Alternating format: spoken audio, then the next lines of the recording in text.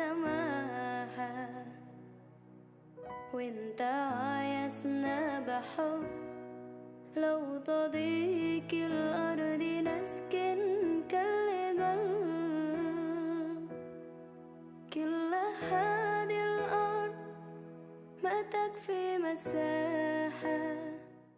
Qawlan sadidan, berkatalah kamu dengan perkataan yang lurus. Ini solusi ketika Hujur ditanya, bagaimana caranya kita mempertahankan generasi itu. Kita memang harus qawlan sadidan. Yang kedua apa? Yuslih lakum a'malukum, memperbaiki diri kita.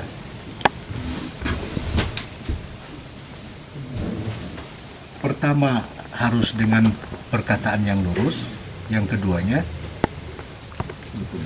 perbaikan diri kita. Nah ini yang perlu dicamkan baik-baik oleh kita. Jadi gitu Pak. Jadi Allah Subhanahu Wa Taala telah membuat pakemnya gitu di dalam Al-Quran. Jadi bisa tadi Pak Nanang cerita ke saudara saya di sini bahwa saya punya anak sekian, tapi ternyata kan belum bisa sama-sama gitu ya. Jadi ada rahasianya. Kalau rahasianya Al-Quran itu 1400 tahun yang lalu diingat Rasulullah itu, Allah mengingatkan kepada Rasulullah apa? Inna sani'aka huwal abtar. Apa? Sungguh engkau Muhammad yang tidak akan pernah terputus keturunannya. Kenapa coba? Fasolli lirabbika wanhar. Kenapa Muhammad tidak terputus keturunannya? Kenapa fasolli dan wanhar? Ada sholat, ada berkorban. Rupanya itu rahasianya. Rahasia kita itu akan terjaga, akan terus eksis kalau kita fasolli lirabbika wanhar, sholat dan berkorban. Kenapa korban? Kan korban itu kata koroba, dekat. Kalau kita mau mendekat dengan Allah, lakukanlah pengorbanan supaya kita mendekat. Makanya kita selalu mengenal Pak Nanang dengan Pak Baihaqi, sahabat Qorib. Prancis Pak. Ya Qorib, Prancis sama Prancis, Qorib kan karib, bahasa karib. Artinya dekat kan? Sahabat karib disebutnya. Qorib itu dari kata koroba yukaribu, artinya dekat, sahabat dekat. Jadi dengan Allah pun sama. Jadi kalau kita ingin mendekat dan dekati, ingin selalu ada bersamanya dan selalu di sisinya, kata Allah, maka lakukanlah itu. Insya Allah kita akan senantiasa terpelihara. Cuma rupanya itu rahasianya Pak. Kalau kita ingin tetap eksis di hadapan Allah, lakukanlah fasolli lirabbika wanhar, sholat dan berkorbanlah. Sholatnya harus seperti apa ya tadi? Sholatnya berjamaah supaya kita sama-sama. Gitu. Makanya sholat berjamaah itu kan derajatnya 27 dan 27. Apa itu posisinya di hadapan Allah Subhanahu Wa Taala. Beda dengan satu orang gitu ya. Nah, kalau hanya sholat berjamaah yang dikatakan berjamaah, kumaha orang kan jauh nih di mana ini? Kampung Batu Kembar. Bogor kan jauh banget. Gitu ya. Kumaha carana tah? Ya minimal gitu Pak Nanang ya, minimal setiap Jumat ada, atau mungkin kalau sekarang Huzur kan menginginkan kita itu yang ditanya itu maghrib, isya dan subuh. Yang beliau tanya itu kenapa zuhur dengan asar ditanya, karena Huzur juga tahu itu mah waktu sibuk kita. Pak Sobari mau ditanya, Pak Sobari sholat zuhur tuh Hujur tahu, Pak Sobari sedang asik-asik di mana-mana kalau zuhur. Perlu bapak-bapak, ibu-ibu tahu juga bahwa siapa yang ngasuh Jemaat Manislor adalah ibu sepuhnya Ibu Iis. Kenapa Pak Haji Basari almarhum yang lama di Manislor mengasuh Ahmadiyah kok di Manislor sampai banyak 3.000 lebih ya, masjid aja sekarang sudah 10, yang dibakar 1 11, yang ditutup 1 berarti 12 ya. Nah, kenapa terjadi seperti itu Bapak-bapak Ibu-ibu? Saya nangis, begitu terpilih nangis karena 8 tahun Bu, dari 2002 sampai 2010 disegel, dibuka, dibakar, ditutup, disegel, dibuka, terus begitu. Saya nangisnya gimana? Di situ kan ada tokoh hebat, Pak Pulman, Pak Haji Rusja, itu yang sudah dekat dengan bupati, dengan aparat pemerintah. Saya nggak kenal sama sekali. Orang masih mondar-mandir ke Jakarta gitu. Tapi kok bisa kepilih? Saya hanya ingat nasihat Huzur Khalifah yang keempat, rabtah, rabtah, rabtah. Saya rabtahnya bagaimana? Rabtah juga saya belum paham rabtah itu seperti apa gitu. Juga kenapa orang Manislor milih saya, sedangkan saya pendidikan rendah, memimpin untuk jemaat juga belum pernah, kenapa gitu. Cuman saya sering tablik doang, gitu, cuman itu aja, itu yang bisa sampai 90% untuk memilih saya itu. Nah akhirnya karena perintah Huzur Rabtah.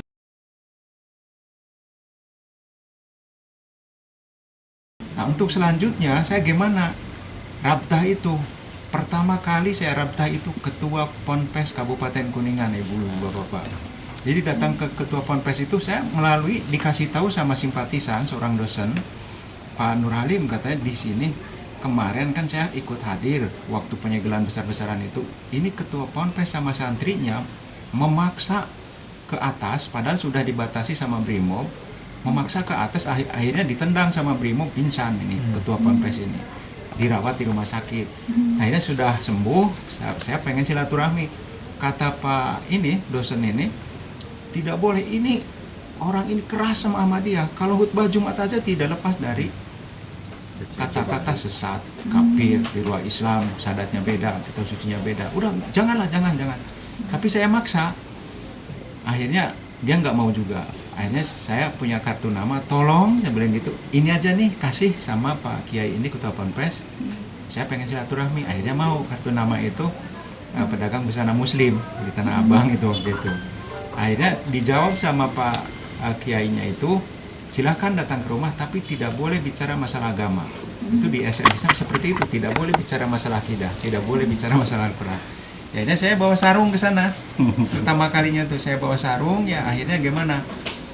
Udah begitu saya ngasih sarung, terus saya kenalkan Kiai Haji Ubaidillah. Emang saya udah bisnis sama Kiai Haji Ubaidillah, dia dai Polres. Oh ini Pak Nur Halim, katanya, yang sering diobrolin sama Kiai Haji Ubaid, gitu, dia bilang gitu. Iya saya orangnya, begitu. Karena saya pernah bikin baju koko juga buat jual, saya minta mereknya Al Halim di sini gitu untuk dijual di Tanah Abang. Akhirnya ke ketua Ponpes ini sarungnya juga diterima. Terus saya cerita obat hemopetik, dia tidak mau, saya mau pengen sembuh. 3 bulan kemudian anaknya jatuh, udah SMA, dirawat di Cianjur. 1 bulan nggak ada perubahan, dia baru telepon saya. Gimana, katanya Pak Nur itu obat herbal itu untuk anak saya bisa nggak? Emang sakit apa? Jatuh, dibawa ke sana sebulan nggak ada perubahan, ngorondang jalan juga. Akhirnya saya telepon Pak Harun almarhum, beliau kirim obat tersebut. Ini cara minumnya seperti ini. Seminggu kemudian saya tengok, wah sekarang alhamdulillah, kata Pak Kiainya itu sudah bisa naik ke lantai 2. Nah jadi akhirnya di situ rame, ada sampai ibunya sakit jantung. Saya yakin obat ini, minta ke Manislor, datang. Begitu diperiksa 2 minggu kontrol, habis minum apa nih, kata dokternya itu. Akhirnya kenapa sih dok, kata Kiainya itu, sekarang udah bagus, kata, nggak usah minum obat ini lagi. Terus ada lagi Kiai datang lagi. Kata Pak Kiai ini, ada enggak, katanya, buat saya, katanya, saya punya anak sudah kelas 5 SD, pengen anak yang kedua, nggak bisa, kata dia bilang gitu. Gimana, ada nggak obat ini? Insya Allah ada. Saya telepon Pak Harun lagi, langsung wawancara, nih langsung ngobrol lah. Harun nanya, umur berapa, istri umur berapa, anak yang pertama berapa. Akhirnya, ini obat untuk 1 bulan, nah nanti bulan yang keduanya, nanti saya kirim lagi. Bulan yang keduanya itu gimana? Langsung hamil, langsung melahirkan anak yang kedua. Dan akhirnya saya cerita, karena sudah sering silaturahmi, perkembangan Ahmadiyah di dunia bisa dilihat dengan melalui MTA. Akhirnya dia pasang sendiri MTA-nya itu, Pak Kiai ini. Begitu saya ingin tahu benar enggaknya gitu. Akhirnya begitu saya datang ke rumahnya, begitu di sana lagi khutbah Jumat, tapi saya nggak ngerti, saya pindahin channelnya ke bahasa Arab. Kalau bahasa Arab kan mendingan, kata dia bilang gitu, saya bisa paham lah, kata kiainya. Nah, terus ada satu lagi kiai yang keras sama Ahmadiyah, hati-hati itu, katanya, ini satu lagi yang keras. Kebetulan saya lagi ke situ, lagi kumpul para kiai itu, ini Pak Nur Halim yang nyembuhin anaknya Pak Kiai ketua Ponpes itu, katanya. Dia ngomong sendiri, ada nggak buat istri saya, kata kiainya itu. Kenapa? tiap pagi marah-marah terus, kata dia bilang gitu kan. Nah, itu dia. Istri saya itu tiap pagi marah-marah terus. Emang kenapa, sakit apa? Saya bilang gitu. Anak saya udah kelas 4 SD masih ngompol, katanya. Insya Allah ada sebenarnya. Nah, ini obat hemopati untuk ngompol, mujarab ini. Nah, akhirnya sampai datang dikasih tahu sama Pak Kiai ini, karena sampai saya sekitar 70 pesantren sampai ke Cirebon saya datangin ya. Alhamdulillah dengan berkat, kalau saya ceritakan nanti nggak ada waktunya ya, saya singkat aja. Alhamdulillah ini dari pesantren ke pesantren itu sampai orang yang keras sama Ahmadiyah ya, yang anti, termasuk yang desa Cilimus itu, pesantren Cilimus itu, yang di desa Timbang itu, dengan obat hemopati itu yang sakit gatal-gatal itu musiman santri itu mujarabnya luar biasa. Nah jadi akhirnya hanya cuma sekali penyegelan besar-besaran itu, dan setelah saya silaturahmi begitu dipanggil ke Kapolres, kata Kapolres, Pak Ketua gimana agenda tahunan, karena kan tiap tahun terus-terusan penyegelan, pembakaran, pengusahaan, kata sudah melangkah kemana, katanya. Saya kasih tahu kiai ini, pesantren ini, pesantren ada 14 sama dosen-dosen. Terima kasih, saya diajak jabat tangan sama Pak Kapolres, terima kasih, tolong hubungan ini pelihara, bila mana perlu kembangkan. Saya kembangkan tuh, setiap datang ke sana, wah terima kasih Pak Ketua kerjasamanya. Pernah saya ikut waktu saya belum jadi pengurus, pernah ikut ke Kapolres, ini akibat eksklusif Ahmadiyah, jadinya begini, kata Kapolres itu marah-marah. Begitu saya ngalamin 6 Kapolres selama jadi ketua, begitu masuk, wah makanan, minuman ringan, terima kasih Pak Ketua kerjasamanya, terus tanya jawabnya, buku-bukunya minta. Alhamdulillah sampai 3 periode.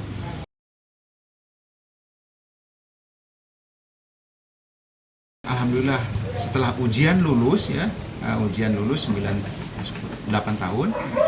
Yang sekarang ini apa yang diberikan oleh Ta'ala karena kita sudah lulus? Yang datang itu dari berbagai perguruan tinggi yang datang ke Manislor. Ingin tahu penelitian bagaimana sih Ahmadiyah yang tadinya dikatakan sesat, kafir, sekarang bisa menyebar sampai 200 negara lebih di dunia.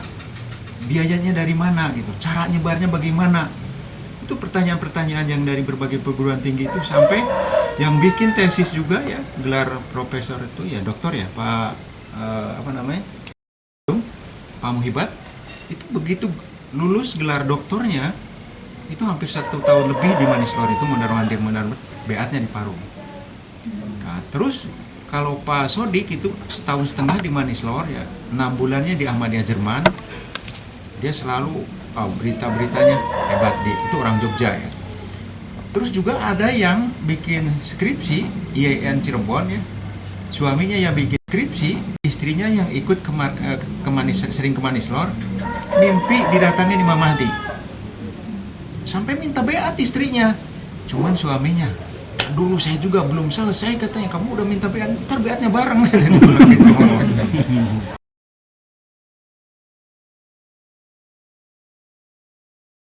Coba Profesor Dr. Sidkon dari IAIN Salatiga ngomongnya gimana sambutannya? Sebetulnya bangsa Indonesia itu harus berterima kasih kepada Ahmadiyah. Yang namanya Dauli Al-Quran itu bikinan Khalifah Ahmadiyah yang kedua, katanya. Bukan Indonesia saja, dunia katanya harus berterima kasih. Jadi sambutan-sambutannya dari seorang profesor itu datang ke Manislor itu seperti itu. Jadi udah tahu Ahmadiyah itu satu-satunya golongan Islam yang minhajin nubuah yang diteruskan oleh para khalifahnya di dunia ini, hanya Ahmadiyah. Makanya banyak orang yang mencari.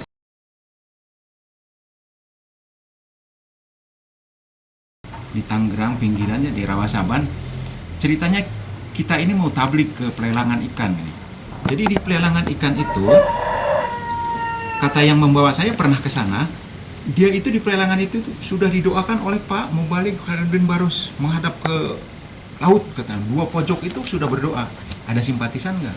Nggak ada, katanya.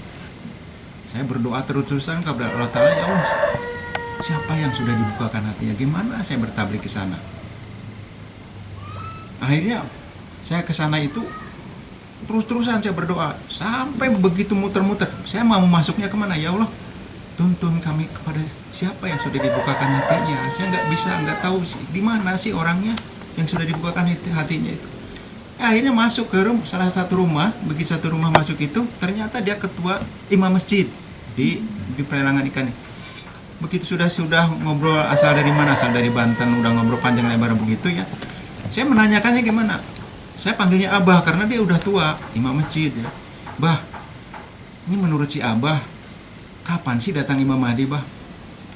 Imam Mahdi itu sudah datang. Di mana, Bah? Dunia ini luas. Gak tahu saya datangnya di mana. Karena dunia ini luas, saya belum tahu. Harus sudah datang. Saya jadi akhirnya, waduh. Jadi kalau sudah datang, harus ikut. Termasuk siapa? Iya. Akhirnya gimana? Akhirnya sampai saya menceritakan, Bah, ada salah satu hadis saya ceritakan, Inna li Mahdina hayataini lam takuna munduhel. Nah ini sudah terjadi, Bah. Iya makanya ini harus sudah datang. Itu tanda-tandanya kan sudah terjadi, katanya bilang gitu. Nah akhirnya dikuatkan dengan jantungnya surat Al-Haqqah. Aku akan pegang tangan kanannya, akan kuputuskan urat jantungnya. Kalau benar berikan surat Al-Mujadalah, terus sampai diteruskan sampai perintah baiat.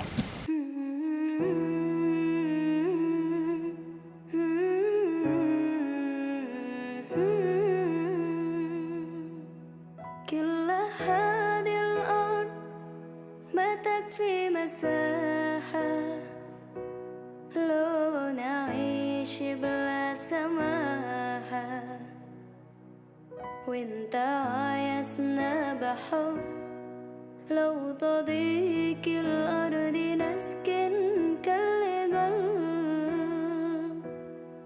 كل هذه الأرض ما تكفي مساحة. Sampai dia minta baiat ceritanya. Begitu minta baiat karena seorang imam ini ya, sampai saya akhirnya laporan dulu ke Jakarta Barat. Jakarta Barat, Pak Muni mau ikut, Pak Mubarik, mantunya Pak Kuyum juga mau ikut ke sana. Ya silakanlah mau ke sana.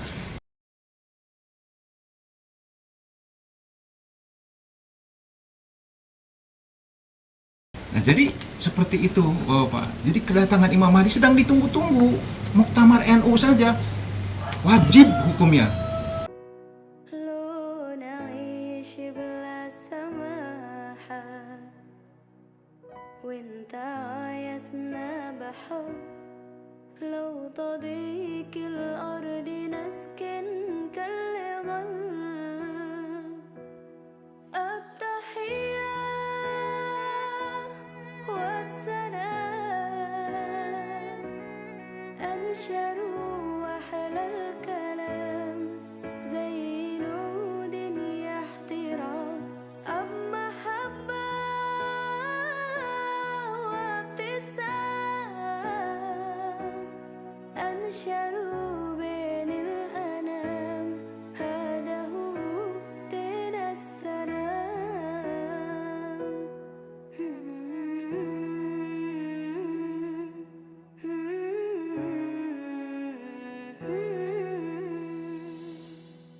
كل هذه الأرض ما تكفي مساحة لو نعيش بلا سماحة وانت عايزنا بحب لو تضيق الأرض نسكن كالغل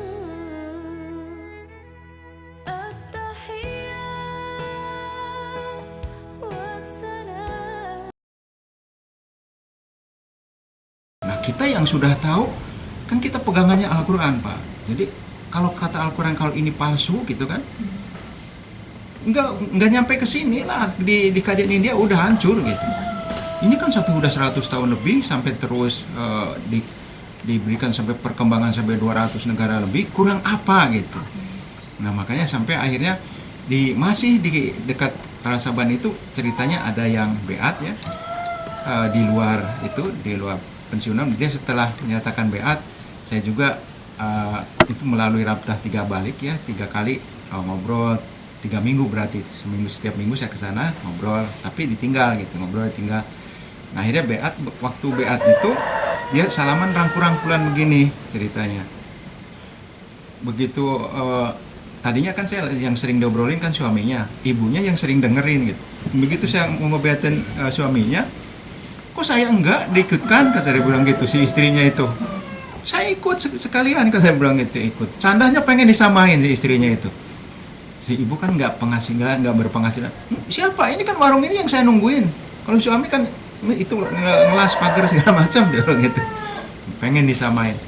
Udah lagi rangkulan begini, di pintu itu tok tok, assalamualaikum. Tinggi besar orang itu ya. Begitu masuk, saya bilang, siapa Pak? Saya bilang gitu. Oh ini mantu saya. Gitu. Begitu udah masuk duduk ya, akhirnya si mantunya itu nanya dari mana? Dari Jakarta. Tadi salaman apa itu katanya? Karena lagi rangkulan begini. Emang kenapa? Saya bilang. Saya juga pernah salaman kayak begitu katanya. Di mana? Waktu saya baiat ke Imam Mahdi, masuk ke Ahmadiyah katanya. Jadi mantunya dulu yang baiat itu. Mantunya dulu, baru mertuanya. Di mana saya baiatnya? Akhirnya kan saya merangkul lagi sama beliau kan. Sama Pak Japrullah Nasir, Pak Malik orang Pakistan katanya, dia bilang gitu. Ya udah, saya minta alamat beliau aja untuk didatangin. Nah setelah beat, dia nanya tugas saya apa katanya. Kata yang bapak-bapak yang tua ini, punya kenalan nggak? Saya bilang gitu. Ada Ustadz katanya. Udah pinjemin ini aja nih filsafat ajaran Islam, saya bilang gitu. Nah, akhirnya dipinjemin sama dia udah seminggu, kemudian saya datang lagi ke sana. Akhirnya, ya kita ke sana. Jadi semangat sih ini mubain baru ini. Kita datang ke sana. Ya Ustadz ya. Begitu udah nyampe ke rumahnya, asal dari mana? Saya dari Banten asalnya, dia bilang gitu. Nah udah begitu, buku udah dibaca Pak Ustadz? Udah tamat, saya udah tamat nih kan dia bilang. Gimana menurut Pak Ustadz isi buku ini? Kalau menurut buku ini Imam Mahdi sudah datang, kata dia bilang. Kalau menurut Pak Ustadz? Ya belum dong katanya. Kapan datangnya? Tugas Imam Mahdi itu membunuh Dajjal. Nah, kalau Dajjal sudah turun, baru Imam Mahdi datang, gitu. Emang Dajjal itu apa sih? Dajjal itu tingginya sampai sundul ke langit. Kalau menurut guru saya katanya, tingginya sundul ke langit. Kalau di laut batas mata kaki. Sekarang ada di mana? Allahu a'lam. Kalau saya bisa membuktikan Dajjal sudah turun, gimana Pak Ustaz? Ketuk-ketuk meja, saya ingat aja. Beat sekarang juga katanya. Nah itu kan kata Pak Kiai, tingginya sundul ke langit itu di laut itu juga harus ditafsirkan sebenarnya. Ini sabda Rasulullah tinggi sabda Rasulullah kata. Nah sabda Rasulullah begini sebenarnya. Barang siapa yang sering baca surat Al-Kahfi 10 ayat pertama dan 10 ayat terakhir akan dijauhkan fitnah Dajjal. Di dalam surat Al-Kahfi ada apa? Wa yundirul ladzina qalu takhadallahu walada. Tuhan akan menghukum pada orang-orang yang mempunyai keyakinan Tuhan mempunyai seorang anak. Ya kalau begitu mah Kristen dong katanya. Ya iya. Ya Kristen kan Yesus anak Allah kata Pak Ustadznya itu. Ya iya. Ya, kalau begitu Dajjal udah menyebar kemana-mana. Dia sendiri yang ngomongnya itu. Ya udah iya betul sudah menyebar kemana-mana. Termasuk ke rumahnya Pak Ustadz. Saya bilang, oh nggak bisa rumah saya kemasukan Dajjal. Saking halusnya masuk ke rumah. Nggak bisa, rumah saya itu ketat gitu. Dia bilang gitu. Saya bilang, itu apa itu? Itu mah TV. Hari Minggu ada acara Dajjal. Astagfirullahaladzim. Dia megang kepala. Udah megang rasional bener, rasional. Dia bilang gitu. Udah saya beat sekarang juga kan. Ya nanti dulu kan saya baru ketemu sekali. Saya bilang gitu, nantilah saya cerita orang beat itu harus bercanda segala macam aktif mana-mana. Sekitar 1 jam lebih saya mau pulang. Tangan saya ditarik. Pak, kalau nanti malam saya dipanggil sama Allah Ta'ala meninggal, Bapak tanggung jawab ya? Oh ya enggak dong. Ya iya udah. Minta beat. Akhirnya saya duduk lagi ya begitu. Kenapa sih Pak Ustadz sampai maksa-maksa? Saya mau ngomong apa nanti kalau saya dipanggil sama Allah Ta'ala, saya belum beat sedangkan saya udah baca bukunya. Ini kan bukunya aja saya udah baca katanya. Nah jadi akhirnya minta beat.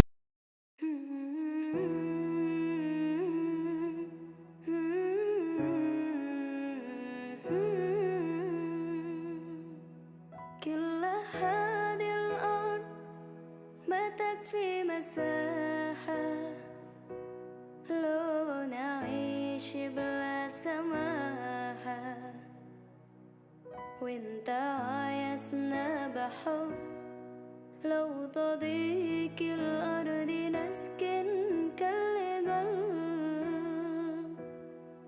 كل هذه الأرض ما تكفي مساحة لو نعيش بلا سماحة وانت عايزنا بحب لو تضيق الأرض نسكن كالجل التحية وبسلام أنشروا أحلى الكلام زي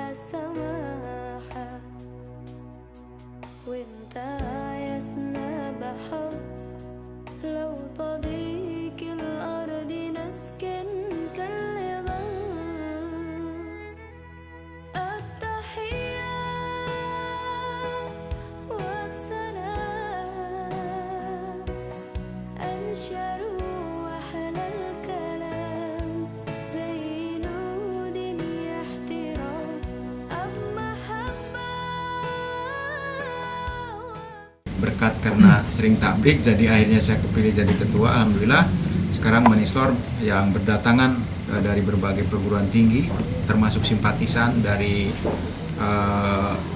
suku Dayak Kalimantan juga, Beat keluarga satu rombongan 24 orang. Kalau dari Bekasi itu ada berapa kali 100 lebih lah, ada yang 32, 30 orang, 28, kemarin 24. Setiap kunjungan ke Manislor bawa simpatisan Beat semua. أنشر بين الأنام هذا هو دين السلام.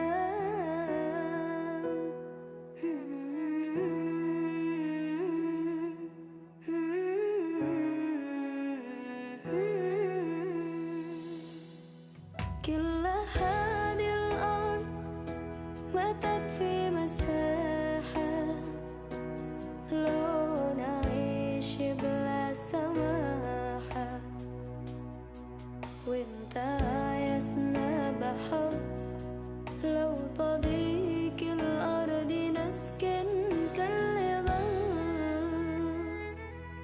التحية وبسلام أنشروا أحلى الكلام زي نود احترام، أب محبة وابتسام أنشروا